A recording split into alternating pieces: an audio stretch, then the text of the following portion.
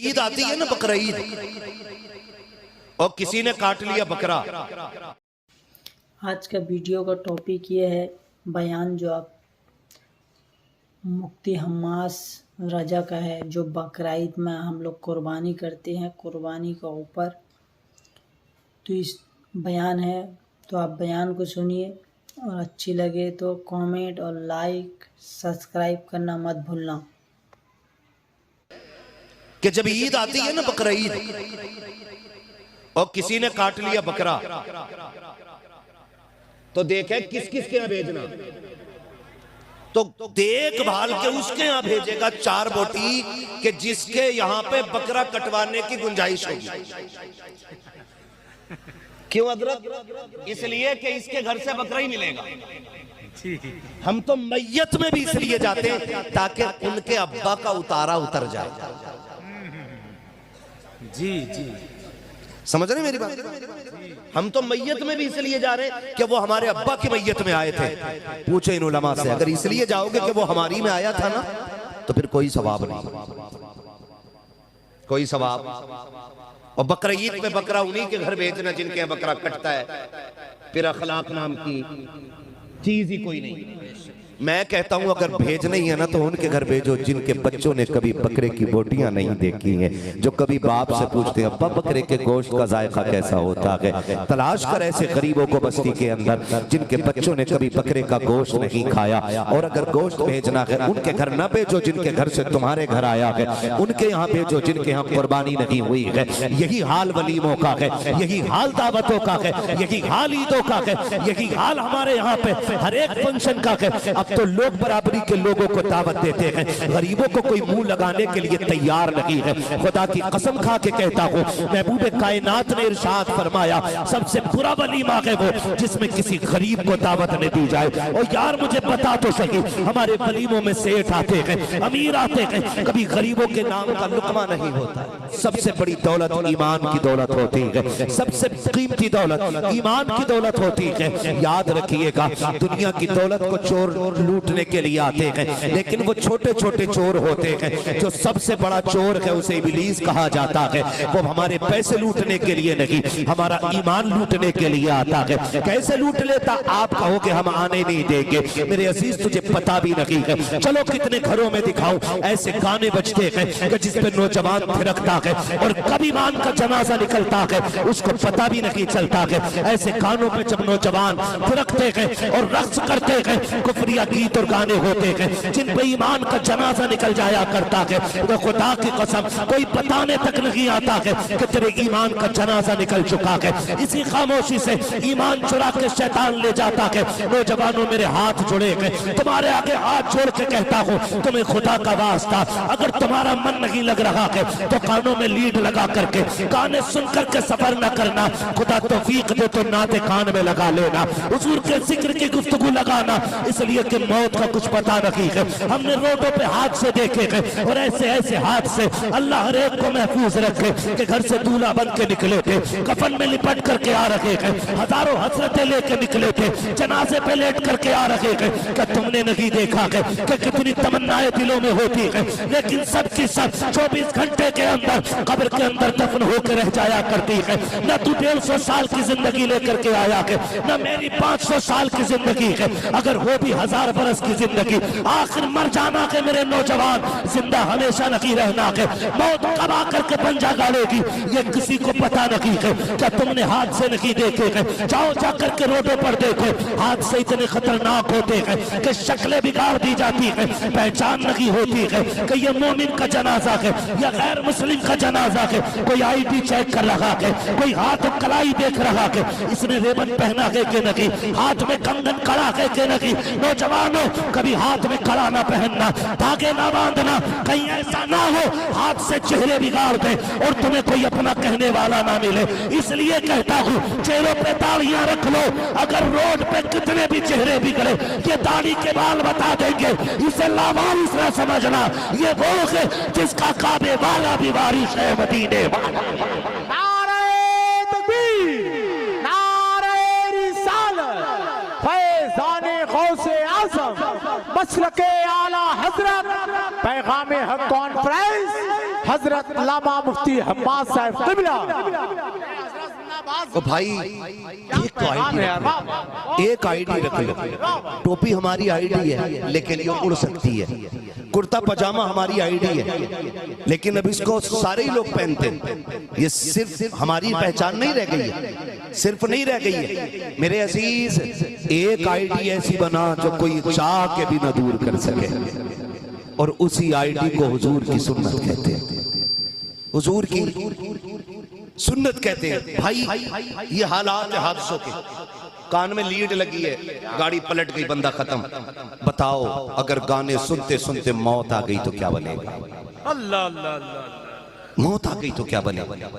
फरमाया गया, ये उलमा बैठे, पूरी जिम्मेदारी के साथ कहता हूं, जो बंदा जिस हाल में मरेगा कयामत में उसी हाल में उठाया जाएगा। क्या ही अच्छा हो हमें कुरान पढ़ते पढ़ते मौत आ जाए, हमें नात पढ़ते पढ़ते मौत आ जाए, नात सुनते सुनते मौत आ जाए। फिर जो जनाजा चलेगा ना तो फरिश्ते कहेंगे नात खानी मौत भी हमसे छुड़ा सकती नहीं, कब्र में भी मुस्तफा के गीत गाते जाए। ये आज देखते हैं ना आप, शो से लोग छोड़ते हैं, वो बोलता जिसके अपनी सनत का पता नहीं, क्या बात है, जिसके अपने बाप का पता नहीं वो रसूल पाक पे भोंकता है, और सिर्फ ये चेक करते हैं कि ईमान जिंदा है कि मुर्दा है। मगर मैं सलाम करता हूं हुजूर की उम्मत के नौजवानों को, जब भी हुजूर के लिए बात आई है ना तो जहां दाढ़ी वाला खड़ा होता है ना वहां बगैर दाढ़ी वाला भी खड़ा होता है, जहां जुब्बे साफे वाले खड़े होते वहां पैंट शर्ट वाले भी खड़े होते। दुनिया पहचान जाती है हुजूर से इश्क कुर्ते वाले नहीं, ये पैंट शर्ट वाले भी हुजूर से प्यार किया करते। ये यहाँ आके टूट जाते, यहाँ के टूट जाते हैं कि भाई नहीं निकाल सके इश्क इनके सीने से। और निकालोगी भी कैसे? इश्क की घुट्टी हमें इमाम अहमद रजा ने पिलाई है, निकाल भी कैसे सकते? वाला तो क्या कहते, वो जो न थे तो कुछ न था, वो जो न हो तो कुछ न हो, जान है वो जहान की, जान है तो जहान है। तो ये हमारा हुजूर से रिश्ता है, रहना भी ऐसा चाहिए, रहना भी ऐसा चाहिए। कितने लोग चाहते हैं मैं हुजूर को देखूं, बता सकते हैं हाथ उठा के? पहले उठा लूं मैं, भाई मैं तो चाहता हूं, सारे ही चाहते हैं ना? बेशक अल्लाह सबको मरने से पहले हुजूर का मदीना दिखाए और करम करते हुजूर के जलवे की ज़ियारत नसीब फरमा दे। बात को मैं बहुत आम फहम गुफ्तगू कर रहा हूँ, बहुत ज्यादा हार्ड अल्फाज वर्ड यूज नहीं कर रहा हूँ कि भाई आपको मुश्किल हो समझने में, बिल्कुल एक आम तरीके से बात कर रहा हूँ। एक बात जानते हो, एक बुजुर्ग थे रसूल नुमा रहमतुल्लाह तआला, उनको कहा ही रसूल नुमा जाता था। क्यों? इसलिए कि जब कोई उनसे कहता था मैं हुजूर को देखना चाहता हूँ तो फिर वो हुजूर की जियारत करा दिया करते थे। अल्लाह करे ये बात समझ में आ जाए, वो हुजूर की जियारत करा दिया करते थे। एक दिन उनकी बीवी ने कहा मेरे सरताज, अच्छा ये मसला भी बड़ा मुश्किल है, दुनिया वली मान लेती है, बीवी वली मानने तैयार है, वली को भी नहीं होती। क्या बात है, वली को भी। एक दिन बुजुर्ग थे, वो हवा में उड़ रहे थे और वो अपने घर की छत आंगन से उड़े तो वो बीवी ने कहा जी तुम भी कोई वली हो, तस्वीर लिए घूमते रहते हो? वली तो वो थे जो हवा में उड़ रहे थे। कहने लगे आज तो तस्लीम किया, कहने लगे पगली वो मैं ही तो था। तो बीवी ने कहा तभी तो टेढ़े टेढ़े उड़ रहे थे। खत्म सारी मेहनत, समझ रहे? तस्लीम नहीं करती। बीवी ने कहा सुनो, तुमने सबको हुजूर की ज़ियारत कराई है, मुझे भी कराओ ना। बात बहुत गौर से सुनना, तवज्जो है ना? बहुत गौर से, ये बोन्स ना चली जाए, फिर तकरीर का मतलब खत्म हो जाएगा। कहा मुझे नहीं दिखाया कभी। फरमाने लगे तुम भी देखना चाहती हो? कहा हाँ। तो कहने लगे फिर ऐसे सजो जैसे शादी के दिन सजी थी। जी क्या ऐसा सजो जैसा शादी के दिन सजी थी। बीवी ने फुल सिंगार किया, पूरे तरीके से दुल्हन बन के बिस्तर पे बैठ गई। का इंतजार करो हुजूर की ज़ियारत होगी। बैठी नहीं सुबह हो गई, लेकिन जियारत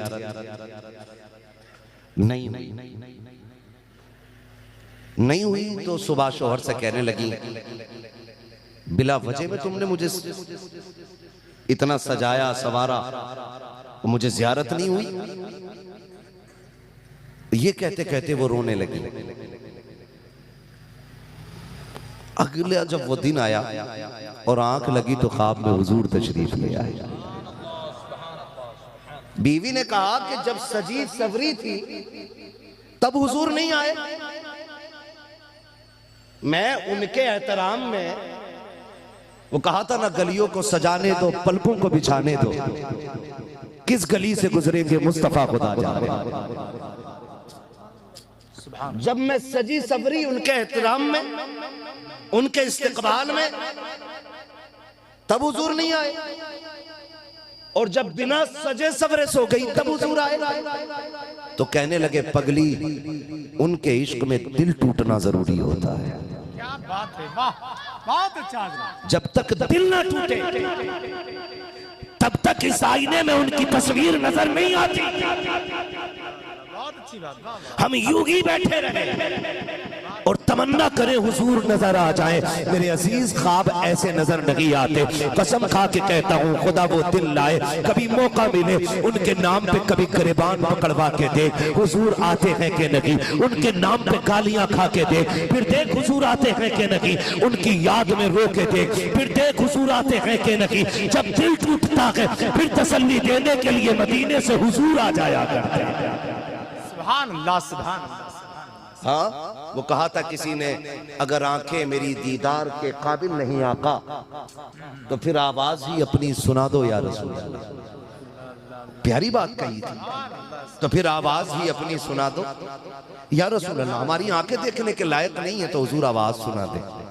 ये काशिफ ने कहा था। मैं अब आपसे कहना चाहता हूँ, हुजूर के लिए कुछ करके देखो। कई बार ना नौजवान लोग कहते हैं, हज़रत मैंने दाढ़ी रखी ना, तो मेरे अब्बा कह रहे हैं, अभी से तू दाढ़ी रख रहा, तू अभी से मौलाना बन गया भाई। अब्बा कह रहे, अब्बा कह रहे, अम्मा कह रही, लल्ला ये क्या, अभी कोई उम्र आ गई तेरी। तो निजाम कुदरत है, अल्लाह ने कोई भी चीज वक्त से पहले पैदा नहीं की।